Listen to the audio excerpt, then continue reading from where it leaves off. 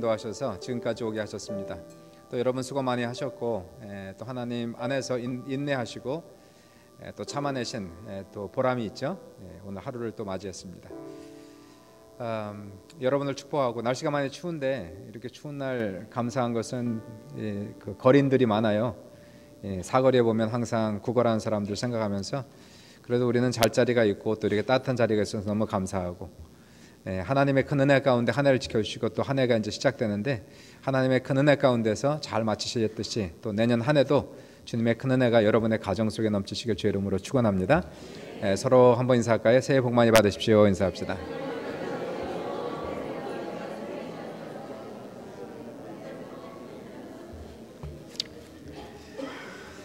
네, 성가대에 감사드리고요. 1년 내내 또 수고하셨습니다. 찬양팀 감사하고 우리 모든 예배 또 봉사자들에게 진심으로 감사합니다. 오늘 마지막 주일을 맞이하면서 말씀을 한번 선택했어요. 빌립보 3장 12절에서 14절 표대를 향하여 전진하라 Pressing on toward the goal 이런 제목으로 빌립보 3장 12절부터 14절까지 말씀인데 우리 같이 석 절밖에 안 되니까 우리 합독하면 좋겠습니다. 같이 읽어볼까요? 내가 이미 얻었다 함도 아니요 온전히 이루었다 함도 아니라 오직 내가 그리스도께 예수께 잡힌 바 된 그것을 잡으려고 달려가노라. 형제들아 나는 아직 내가 잡은 줄로 여기지 아니하고 오직 한 일 즉 뒤에 있는 것은 잊어버리고 앞에 있는 것을 잡으려고 표대를 향하여 그리스도 예수 안에서 하나님이 위에서 부르신 부름의 상을 위하여 달려가노라. 제목은 표대를 향하여 전진하라. 따라해 보실래요? 표대를 향하여 전진하라. 오늘 마지막 날이고 이제 반나절만 있으면 2018년도 대망의 새해를 맞이합니다. 보통 새해가 되면 우리가 작은 목표, 큰 목표, 보통 목표를 잡는데 내년에 여러분의 목표는 뭡니까? 어떠한 계획이 있으시고 어떠한 목표가 있으신가요? 설사 올해 여러분의 계획한 일들이 다 이루어지지 않았다 할지라도 이런 것은 다 이제 지나간 거니까 잊어버리고 이제 2018년도에 또 하나님 안에서 주님이 주시는 은혜를 따라서 계획을 세우시고 그 모든 계획들이 주님 안에서 다 이루어지는 그 형통한 한 해 될 수 있기를 주님의 이름으로 축복합니다. 오늘 본문을 이렇게 읽어보시면요, 특별히 12절을 보시면은 사도 바울이 이런 얘기를 해요. 내가 예수께 잡혀 있다 이런 얘기예요. 예수께 잡혀 있다. 그리고 더 나아가서 바로 이어서 또 뭔가를 잡으려고 달려간다. 잡혀 있다. 그리고 잡으려고 달려간다. 이 두 가지의 그 말씀을 하고 있습니다. 오늘 한번 두 가지를 한번 보도록 할게요. 첫 번째는 잡혔다는 표현을 한번 보시죠. 예수께 잡혔다. Jesus took hold of me. 이 잡혔다는 것은 이 종이 되었다 이런 표현이고요. 끌려다닌다 이런 표현이 되겠죠. 뭔가에 잡혀 있는 겁니다. 뭔가에 잡혀 있어요. 이 강아지 목에 줄을 매는 것은 내 마음대로 끌고 가는 거죠. 자기 마음대로 갈 수 없도록 목에다 줄을 매고 끌고 가는 겁니다. 이 강아지는 줄에 잡혀 있는 겁니다. 우리 인생의 목에도 우리 삶에도 사실상 보이지 않지만 뭔가에 매여 있다면, 묶여 있다면 이것은 누군가에 의해서 아니면 어떤 힘에 의해서 좀 끌려가고 있는 것입니다. 자유의지가 아니라 사실은 대부분의 사람은 뭔가에 끌려가고 있는 거예요. 혹시 공초가와 애처가의 차이를 아십니까? 공초가는 아내에게 잡혀 사는 사람, 애처가는 사랑이기 때문에 잡혀주는 사람. 차이가 확실히 틀립니다. 모양은 비슷해도 애처가는 외박하면 아내에게 많이 시달리지만 공초가는 외박하면 바로 냄비뚜껑 날라옵니다. 차이가 많이 납니다. 사실 그 모든 사람들이 뭔가 잡혀 있어요. 사로잡혀 살아가는 거예요. 김홍신 씨 혹시 아신지 모르겠는데 46년생이죠. 한국에서는 베스트셀러 소설 작가이고요. 8년 동안 의정활동 1위 평가를 받은 국회의원이기도 했습니다. 지금은 모든 걸 다 내려놨고 소설에만 집중하고 있는데 1981년에 쓴 인간시장이라는 장편 소설은 한국 역사상 처음으로 100만 부 이상 팔린 놀라운 기록을 깬 분이 이제 김홍신 씨인데요. 이분도 뭔가에 잡혀 있었어요. 37년 6개월 동안 담배에 붙잡혀 있었습니다. 담배를 피우면 나쁘다는 거 다 알죠. 폐암의 위험이 있다는 소식도 듣고 또 이 세컨드 핸드 스모킹 이 담배 피는 것이 다른 사람에게 전이 되면 간접적 살인 행위라는 소리를 들을 때마다 사실 또 끊어보려고 노력도 했는데 이게 안 되는 거예요. 특별히 이제 원고를 쓰고 마감날이 다가오면은 보통 하루에 서너 갑을 폈다니까 골초 중에 골초가 되겠습니다. 얼마나 담배를 좋아했는지 끊을 수가 없었는지 이분의 수필에 보시면은 죽는 날에도 담배를 입에 물고 죽겠다 이렇게 기록할 정도로 담배를 좋아했고 사랑했고 담배에 묶여 있었어요. 그러던 어느 날 이 사람이 갑자기 담배를 확 끊어버렸어요. 어느 날 스승께서 던지신 한마디 말이 그 사람의 비수에 꽂혔습니다. 그 말이 뭐냐면 쥐는 쥐약인 줄 알면 먹지 않는데 사람은 쥐약인 줄 알면서도 먹는다, 이런 표현. 뜨거운 물잔은 얼른 내려놓으면 되는데 붙잡고 어쩔 줄 모르니 결국은 화상을 입을 수밖에 없다. 이러한 몇 마디에 이 사람의 마음이 확 동요가 돼서 마음의 결단을 했어요. 인생이 세상을 끌고 가도 시원찮은데 담배에 묶여서 끌고 간다는 인생이 한심했습니다. 그래서 이 사람이 37년 6개월 동안 쥐고 있었던 독약을, 뜨거운 물잔을 하루아침에 내려놓았대요. 백해무익하고 남에게 피해를 주는 담배에 끌려다니는 것, 다시는 내가 그렇게 살지 않겠다. 물론 당연히 이제 담배 끊는 게 보통 어려운 게 아니에요. 지금 혹시라도 담배 피우시는 분들은 이 담배가 이게 보통 문제가 아닙니다. 그 처음에 끊으면 6개월 동안 금단 현상이 일어나지 않습니까? 너무너무 힘든 거예요. 그러나 인내하면서 의미 있고 보람 있는 일에는 끌려다닐 수 있지만 백해무익하고 남을 죽인다는 이러한 담배는 결코 내가 끌려다니지 않겠다 하고는 이 금단 현상을 이기고 결국은 끊게 돼요. 담배를 끊었다는 소식을 듣고 지인들이 얘기하는 거예요. 야, 참 독한 사람이다, 그렇게 얘기해요. 근데 김홍신 씨가 좀 명답을 했습니다. 독극물을 삼키는 사람이 독한 사람이지 버린 사람이 어찌 독한 사람인가. 사람은 다 뭔가에 이렇게 잡혀 있습니다. 뭔가에 의해서 끌려다니는 거예요. 바울도 보시면 예수를 믿기 전에도 뭔가에 사로잡혀 살았어요. 열심히 살았지만 뭔가에 사로잡혀 살았습니다. 도대체 바울을 사로잡았던 힘은 무엇이었을까? 그것은 바로 성공이었습니다. 자신의 성공, 인생의 성공이 신이었어요. 이 사람은 좋은 가정에서 태어났고 최고의 가정에서 자랐고 최고의 교육을 받았고 철저한 종교인으로서 빈틈이 없는 삶을 살았고 누가 보아도 바울은 완전한 사람이었어요. 이 사람은 성공의 가도를 달렸고 자신만만했고 교만했습니다. 바울은 이것이 인생이 최고인 줄 알았어요. 그것이 전부인 줄 알았어요. 그렇게 되면 행복한 줄 알았어요. 그게 인생의 목표라고 생각했어요.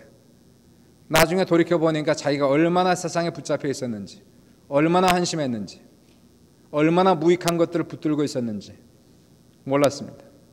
나중에서야 은혜 받고 나서 깨달았어요. 자신의 의, 자신의 성공에 붙들려 살다가 예수 만나고 나서 비로소 사람이 되었어요. 눈이 열렸어요. 성공의 신에 붙들려 살던 사람이 이제는 예수께 붙들려 살기 시작합니다. 예수님이 강제로 끌어가는 것이 아니라 자기 스스로에게 목을 매는 거예요. 자기의 목에 줄을 매달고 주님의 종이 되어 살아가기를 원했던 사람이 바울이었고요. 왜 그랬을까? 왜 그렇게 예수께 붙들리길 원했을까? 왜냐하면 예수를 만나보니까 이제 안 거예요. 이제 깨달은 거예요. 이것처럼 좋은 것이 없는 거예요. 예수를 알기 전에는 세상 것이 다 좋아 보였어요. 성공이 신이었어요. 재물이 신이었어요.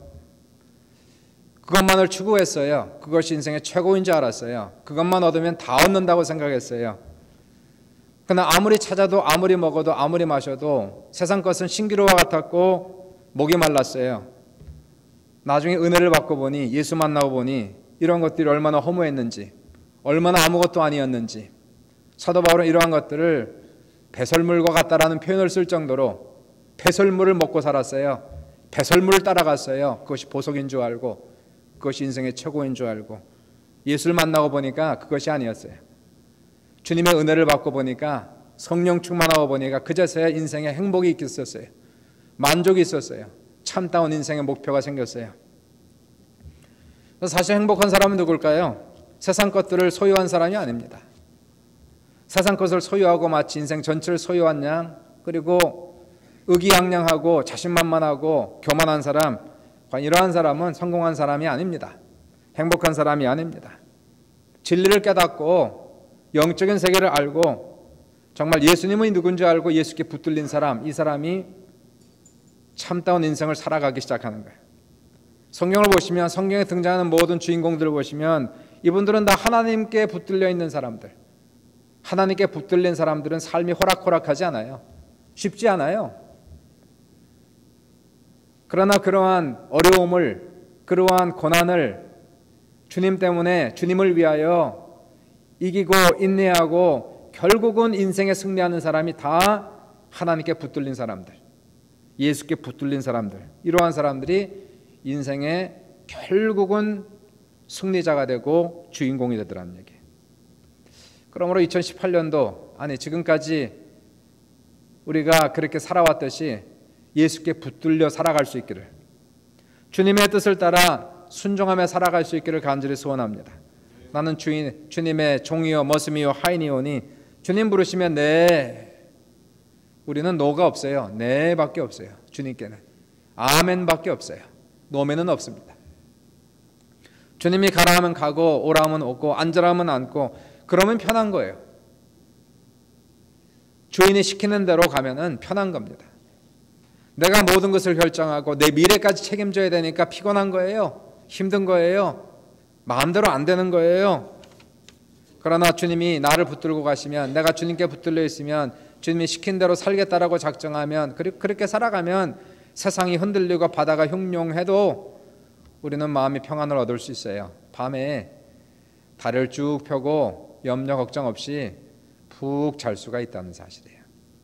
주님께 붙들린 사람들 다 될 수 있기를 주님의 이름으로 축원합니다. 두 번째는 잡으려고 달려간다, 이러한 능동태로 지금 쓰고 있습니다. Press on toward the goal. 예수님께 붙들려 산다는 것은 수동적인 삶이 아니고 강제적인 삶이 아닙니다. 억지로 따라가는 삶이 아니에요. 신앙생활이 그러면 그것처럼 피곤한 것이 없습니다. 억지로 해야 되고 강제로 가야 되고, 예수님께 붙들려 사는 삶은, 예수님께 붙들린 신앙은, 예수님께 붙들린 교회 생활은 결코 강제도 아니고 억지로도 아닙니다. 오늘 본문을 보시면 사도 바울은 먼저 예수님께 붙들려 있다고 하더니 이제는 애를 쓰며 달려가고 있다는 거예요. 스스로 원해서 애를 쓰고 온 힘을 다하여 달려간다는 거예요. 14절에 표대를 향하여 그리스도 예수 안에서 하나님이 위에서 부르신 부름의 상을 위하여 달려간대요. 우리 옛날에 체력장 했을 때 100m 달리기 하면은 온 힘을 다해서 달려가잖아요. 온 힘을 다하여 달려가는 거 아닙니까? 바로 마치 그렇듯이 사도 바울도 이제 주님께 붙들려 있는데 이제는 부르심의 상을 향하여 온 힘을 다하여 전력 투구하여 그것을 얻기 위하여 목표를 향하여 달려간다는 거예요. 예수님이 우리를 붙드시면 무슨 일이 일어날까요? 그것은 주님이 강제로 끌고 가는 것이 아니라 코를 꿰서 억지로 강제로 그냥 갈래 맞고 갈래 그런 것이 아니고요. 하나님이 역사하시는 것은 그렇게 우리를, 신약 시대는 그렇게 역사하지 않습니다. 성령의 시대는, 은혜의 시대는 그렇게 역사하지 않아요. 그렇게 가는 사람은 아직도 율법 속에 사는 사람이고, 정말 은혜를 알고 성령을 한 사람은 결코 그렇게 신앙생활을 하지 않고 교회생활을 하지 않아요. 은혜가 충만하고 성령이 충만한, 먼저 하나님이 하시는 것은 우리 안에 계시는 분은 하나님이시니 그분이 우리 안에 자기의 기쁘신 뜻을 위하여 소원을 주시고 행하게 하신다라고 말씀하는 거예요. 내 안에 감동이 생기고 소원이 생기고 비전과 꿈이 생겨서, 내 마음에 감동이 생기니까, 비전과 꿈이 생기니까 내가 스스로 자발적으로 원해서 그 꿈을 이루기 위하여, 그 소원을 이루기 위하여 힘을 다하여 달려간다는 거예요. 사도 바울도 옛날에도 꿈이 있었어요. 그러나 세상적인 꿈, 육신적인 꿈, 자기 야망의 꿈, 자기의 의와 성공의 신을 향하여 달려갔지만 이제는 사도 바울에게 그러한 꿈이 변했다는 것이, 거룩한 꿈이 생겼다는 것이, 그 사람이 거룩한지 세상적인지 뭘 보고 합니까? 옷 입은 모습, 그런 것이 아니에요. 우리 안에 있는 생각이 거룩한가? 우리 안에 있는 생각이, 우리 안에 있는 꿈이, 우리 안에 있는 비전이 거룩하면 거룩한 사람이고, 그 사람 속에 예수를 믿어도 교회를 다녀도 거룩한 꿈이 없는 사람은 결코 거룩한 사람이 아닙니다. 세상적인 야망이 있는 사람, 세상적인 성공에 대한 욕심만 있는 사람은, 이 사람은 거룩해 보여도 결코 거룩하지 않아요. 중요한 것은 우리 안에 어떠한 생각과 어떠한 가치관과 꿈과 목표를 가지고 살아가느냐에 따라서 그 사람이 질적으로 차이가 나는 것이에요. 목표가 제로 생기면, 거룩한 꿈이 생기면 우리의 세상적인 꿈을 성화시키고 승화시켜서 반드시 주님을 위하여 꿈꾸는 귀한 사람들 다 될 수 있기를 주님의 이름으로 축복합니다. 일제시대 때, 그리고 6.25 전쟁 이후에 교회는 분명한 목표와 꿈이 있었어요. 일제시대는 교회의 꿈은 조국이 부흥하는 거였어요. 그리고 해방시켜야 된다는 목표가 뚜렷하게 있었어요. 조국은 반드시 해방해야 된다. 우리 조국은 부흥해야 된다. 일본 총독이 가장 싫어하고 두려웠던 것이 교회였습니다.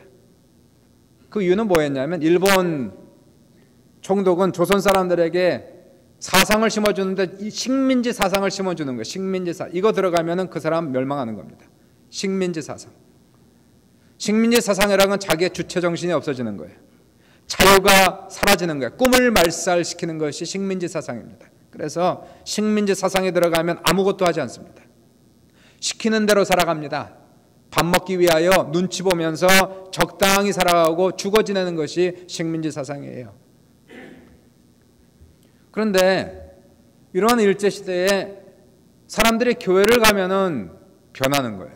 특별히 청년들이 교회를 가면 변하는 거예요. 이 사람들의 꿈이 생기고 목표가 생기는 거예요. 그들의 꿈은 잘 먹고 잘 사는 것이 꿈이 아니었고, 교회를 다니면서 말씀을 들으면서 이들의 삶 속에 꿈이 생겼어요. 우리 민족은 부흥해야 된다. 우리는 반드시 해방해야 된다. 해방할 수 있다. 그래서 그 당시에 임시정부를 수립했던 사람들, 독립투쟁을 했던 대부분의 사람들은 신앙인이었어요. 3.1운동의 33인 중에 과반수 이상의 신앙인이었어요. 인구 전체의 기독교 인구는 2%. 그러나 민족화의 부흥을 일으켰던 사람들은 다 기독교인들이었어요. 놀라운 역사였습니다. 그리고 교회의 기도를 통하여, 그리고 이들의 헌신을 통하여 조국은 해방됐어요. 6.25 전쟁이 일어나고 나서 한국이 폐허가 됐어요. 오늘날 우리가 보는 시리아의 모습이 이전에 서울의 모습이고 한국의 모습입니다. 그때도 교회가 꿈이 있었어요. 우리 교회는 무너진 나라를 일으키는 것, 저주받은 나라에서 축복받은 나라를 만드는 것. 교회는 열심히 기도했어요. 부지런히 일어났어요. 목숨 걸고 공부했어요. 공부를 시켰어요. 그래서 교회는 부흥했어요. 한국은 복을 받았어요. 전 세계에서 가장 잘 사는 10개 국가 속에 들어가는 것이 오늘날 대한민국. 근데 문제가 생겼어요. 목표를 다 이루었거든요. 민족의 해방을 이루었어요. 교회가 부흥했어요. 이제는 나라가 잘 살아요. 목표가 없어졌어요. 목표가 없어지니까 한국 기독교가 필요하기 시작하는 겁니다. 잘 사는데 여기서 교회가 더 잘 먹고 더 잘 살자라는 이러한 목표는 당위성도 없고 호소력이 떨어지는 거예요. 예수를 믿는 사람에게도 호소력이 떨어지고, 예수를 믿지 않는 사람에게도 지금 잘 사는데 더 잘 살자, 더 잘 먹자, 이런 것은 아무런 의미가 없는 거예요. 이러한 사고를 가지고는 한국 교회는 한국의 정치와 사회를 결코 변화시키지도 못하고 이끌어가지 못합니다. 무엇이 필요할까요? 한국 교회는 지금 목표가 상실된 거예요. 목표가 다 이루어졌어요. 지금 우리에게 필요한 건 더 큰 영적인 목적과 거룩한 목표를 꿈꾸며 나아가야 되는 것입니다. 이것을 잃으면 우리는 다 망합니다. 어느 바닷가에 한 등대지기가 있었는데, 이 등대지기가 하는 일들은 고기 잡으러 간 배들이 등대의 불빛을 보고 안전하게 돌아올 수 있는, 폭우로 돌아올 수 있게 하는 일이 등대지기 할 일이죠. 등대지기가 등대 일을 맡으면서 불빛을 비추고 있는데, 어느 날 동네에 사는 나이 드신 할머니가 급하게 와서 기름이 다 떨어져서 추워 죽겠다고 기름 좀 빌려달라고 해서 간청을 해요. 사정을 들어보니까 정말 딱해요. 얼어 죽게 생겼어요. 그래서 등대를 밝힐 기름을 좀 줬습니다. 조금 있다가 할머니가 기름을 얻었다는 소식을 듣고 어떤 가난한 사람이 다급하게 와서 자기도 기름을 좀 달라고 하면서 자기의 사정을 다급하게 얘기하는데, 이 사람에게도 불쌍한 마음이 들어서 그 중에 기름을 조금 주었어요. 그러고 나니까 얼마 있지 않아 갖고선 한 10여 명이 찾아오는 거예요. 할머니 소문 듣고 이 사람 소문 듣고 와서 우리에게도 기름을 달라고. 아니 그 사람에게 주고 왜 우리에게는 안 주냐고 오히려 항의를 하기 시작합니다. 할 수 없이 이 사람의 공정성을 위해서 기름을 주었어요. 기름을 다 퍼줬습니다. 그리고 나서 비가 내리고 성난 파도가 무섭게 올려오는 밤에 어느 때보다도 등불의 불을 환하게 밝혀야 되는데 안타깝게도 기름은 다 떨어지고 말았어요.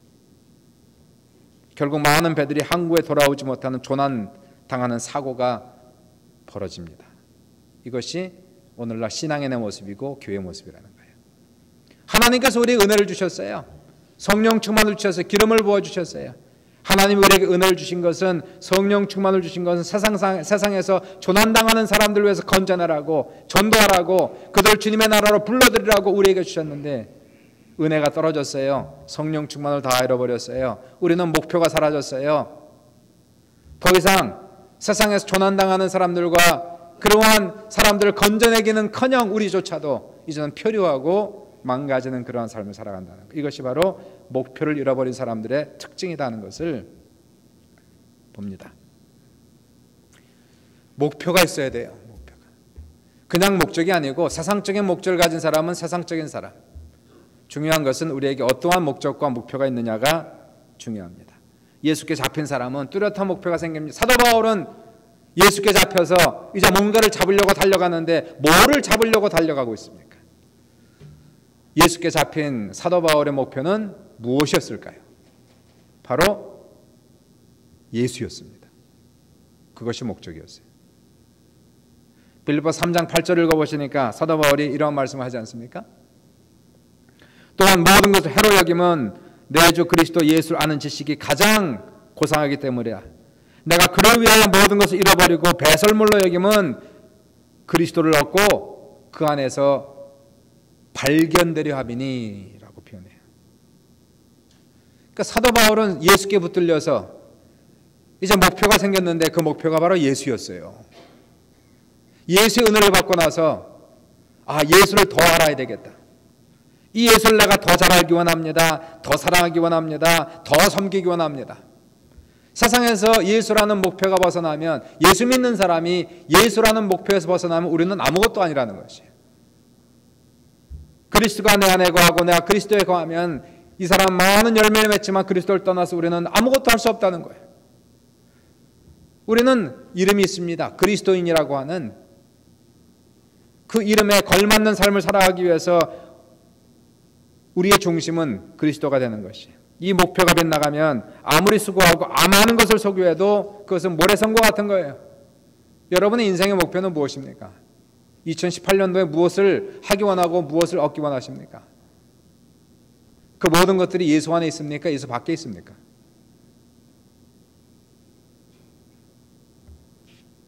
우리 인생의 목표를 재설정을 하는 것이 중요한 거예요. 재설정. 반드시 재설정해야 됩니다. 목표를 제대로 잡아야 우리 인생 속에서 살아가야 되는 이유를 발견하고 열정을 우리는 재확인할 수가 있게 되는 것이에요. 목표가 확실하면 그 다음부터는 쉬지 않고 그 꿈을 이루기 위하여, 목표를 이루기 위하여 달려가야 된다라고 사도 바울은 얘기해요. 달려가야 된다. 미국 프로그램이 아주 유명한 프로그램이 있습니다. America's Got Talent. 이건 달란트 쇼거든요. 달란트 쇼. 그래서 노래하는 사람, 매직하는 사람, 여러 사람들이 나와서 자기의 달란트를 발휘하는 쇼가 America's Got Talent라는 데인데요. 2017년도에 파이널까지 갔다가 4등한 사람이 있어요. 이 여자분, 맨디 하비라는 사람인데요. 제가 그 유튜브를 통해서 이 사람을 보고 참 큰 감동을 받았어요. 오하이오에 살고 있고 29살 된 젊은 여자분인데 재즈를 전공했고 직접 작사, 작곡하고 연주하고 노래를 하는 아주 참 그 노래의 은사가 아주 충만한 사람. 4살 때부터 음악을 했어요. 그러니까 이 사람의 전부는 음악입니다. 인생 전체가 음악이에요. 오하이오 대학에 들어가서 노래를 전공했어요. 보컬 전공했다가 19세 질병을 앓으면서 청력이 사라지기 시작했어요. 한쪽 귀를 다 잃고 양쪽 귀에 청력을 몽땅 다 잃어버렸어요. 아무 소리가 들리지 않았습니다. 우리가 그냥 별로 대수롭게 생각하지 않는 박수 소리 너무 그리웠어요. 안 들려요. 아무리 크게 자기가 박수를 쳤는데 들리지 않아요. 일반적으로 문 닫히는 쾅 소리가 그렇게 그리웠대요. 안 들려요. 세상이 무너지죠. 특별히 음악하는 사람에게. 소리가 들리지 않는데 음악을 어떻게 하겠어요. 맨디 하비는 음악을 포기합니다. 좌절감, 우울증에 시달리다가 어느 날 길을 가다 크게 넘어지고 다쳐요. 소리가 들리지 않으니까 자전거가 오는 소리를 듣지 못하고 사람들이 외치는 소리를 듣지 못하고 가다가 크게 부딪혀서 넘어지고 다쳤는데, 넘어져 있는 그 순간에 찰나에 나는 생각이 이 맨디 하비가 그런 얘기를 해요. 내가 이 자리에 계속 넘어져 있을 것인가? 그냥 엎어져 있을 것인가? 아니면 일어날 것인가? 맨디는 일어나자 결정을 하고 다시 일어납니다. 그때가 이제 결정적인 순간인데요. 다시 일어나야 되겠다. 내가 비록 청력을 잃고 귀머거리가 되었지만 다시 일어나자. 그리고 부모의 격려로서 음악을 다시 시작했다는 거예요. 아니, 못 듣는 사람이 무슨 음악을 합니까? 훈련에 훈련을 거쳐서 목표를 잡았어요. 생명을 걸고 달려가는 겁니다. 어떻게 해요? 머슬 메모리즈. 이 목청, 소리는 나지 않지만 목청에서 훈련은 이 근육을 훈련시키는 거예요. 자기의 근육을 훈련시키는 거예요. 그리고는 자기 음정을 맞추지 못하니까 비주얼 투너를 가지고, 비주얼 투너가 있거든요. 음정이 정확하게 맞추는. 기타를 칠 때도 튜너를 씁니다. 맞출 때. 자신의 음정을 맞추는 거예요. 거기다가. 들리지 않지만 정확하게 비주얼 투너를 보면서 그 소리를 맞추는 거예요. 음정이 틀리면 기계가 보여주니까, 음정이 맞으면 맞았다고 보여주고 틀리면 틀렸다고 보여주니까. 그리고 저기 보지만은요, 신을 벗고 그리고 연주를 합니다. 그 이유는 바닥에서 울리는 진동을 가지고 박자를 맞추는 거예요. 발바닥에서 울리는 진동 소리에 박자를 맞추고 있고, 그리고 저 자매가 키고 있는 그 악기 있지 않습니까? 유클레레라고 하는 이 악기를 자기 가슴에 대고 치면서 진동으로 느끼는 거예요. 진동으로. 그리고 박자를 맞추고 있는 거예요. 노래 하나를 정확하게 음정 틀리지 않고 부르는데 몇 달의 피나는 노력을 가지고 불러요. 이 사람이 아메리카스 갓 탤런트에 처음 나왔고 자기가 작사 작곡한 노래를 불렀는데 Try라는 노래, 노력하라. 이렇게 하죠. I don't feel the way I used to. The sky is gray much more than it's blue. But I know one day I'll get through and I'll take my place again. So I'll try. 난 이 전처럼 느끼지 못해요. 더 이상 하늘이 파랗지 않고 회색이네요. 그러나 언젠가 이 날을 극복하고 나의 자리를 다시 차지할 거예요. 난 노력할 거예요. There's no one for me to blame. There's no one for me to blame. Because I know the only thing in my way is me. I don't live the way I want to. The whole picture never came into view. I'm tired of getting used to the day. So I'll try. If I try, I will try. 난 아무도 비난할 수 없어요. 아무도 비난할 사람이 없기 때문이에요. 나의 길을 막고 있는 유일한 것은 나 자신이에요. 난 내가 원하는 삶을 더 이상 살고 있지 않아요. 이런 삶을 산다는 것은 생각지도 못했죠. 그리고 이런 삶에 점점 더 익숙해지는 것이 너무 지긋지긋해요. 그래서 난 노력할래요. 만약 노력한다면. 이게 사람이 목표를 잡고 가면 불가능이 없다는 것을 단적으로 보여주는 일들이에요. 우리는 하나님을 믿지 않습니까? 하나님이 나와 함께 하시고 나를 도와주신다는 것을 우리가 믿는데, 하나님께서 우리에게 비전을 주셨다면 이룰 수 있기 때문에 비전을 주신 것이고요. 우리에게 목표를 주셨다면 가는 길은 힘들지라도 반드시 그 목표에 도달할 수 있기 때문에 우리에게 목표를 주시는 거예요. 바울은 세상 성공에 붙들려 살았어요. 그것이 인생의 전부인 것처럼 생각하고 그것만 얻으면 다 얻은 것처럼 착각하고 그러다가 예수를 만나고 변화했어요. 세상에 대한 가치관이 변하고 이제는 새로운 가치관에 눈을 떴어요. 세상의 것들이 얼마나 허무하고 내 인생을 망가뜨리는지 알았어요. 그리고 이제는 더 좋은 것을 향하여, 더 높은 것을 향하여 예수의 종이 되어 스스로 붙들려 살기를 사도 바울은 강구했어요. 이러한 사람에게, 사도 바울에게 하나님께서, 그리스도 예수께서 감동을 주시고 새로운 꿈과 목표를 주셨어요. 뒤의 것은 잊어버리고 표대를 향하여 달려가려는 겁니다. 뒤의 것은 잊어버리라는 거예요. 과거의 실패와 상처는 잊어버려야 됩니다. 미래의 잘못된 욕심과 야망도 우리는 버려야 되는 것이에요. 2018년도를 들어가면서 주님이 주시는 새로운 꿈과 목표를 가져야 됩니다. 그리고 우리는 일어나 노력해야 됩니다. I'll try. 넘어지면 일어나면 되잖아요. 70번에 7번이라도 용서해 주지 않습니까? 그러한 주님이 있는데 왜 못해요? 주님이 내 손 잡아주시고 도와주시면 불가능이 없대요.